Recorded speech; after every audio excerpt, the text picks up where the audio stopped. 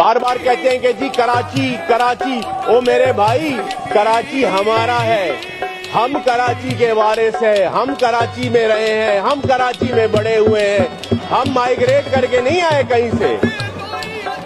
जितना टाइम आप रहे हो उतना टाइम आप लोगों से पहले के हम यहाँ रह रहे हैं। और अगर आप सिंध कराची का आर्काइव डिपार्टमेंट उठा के देख लो तो इस कराची में जब पानी का बहुत बड़ा मसला हुआ था जिसमें एक कहत आया था, तो हमारे सिंध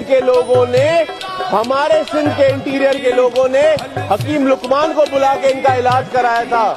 उस वजह से पता नहीं अभी तक इनके जहन में यही रहता है कि जी सिंध हमारा, सिंध कराची के हम बेटे हैं, हमने कराची के लिए हर चीज कुर्बानियां दी हैं।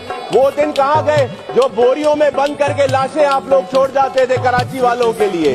वो दिन कहाँ गए जब कराची के लंदन में बैठ के फैसले होते थे कराची के, और कराची में एक थोड़ी तो से हमारे सिंधी में कहते एक भोलू बिठाया हुआ था और वो भोलू बैठ के और हमारे फैसले करता था कराची के। वो दिन भूल गए क्या आप लोग? और आज आप लोग खड़े हो जाते हो कराची के लिए।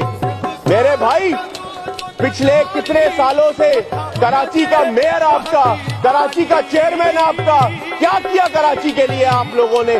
सिर्फ पैसे खाए।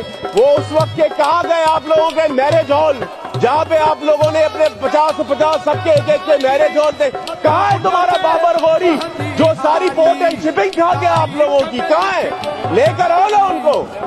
कहाँ है चाइना कटिंग? कहाँ है?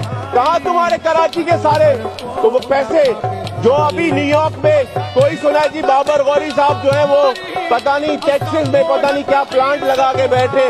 लाओ ना उनको वापस यहाँ पे अकाउंटेबिलिटी के लिए। आओ यहाँ पे खड़े हो, उनके साथ पेश हो।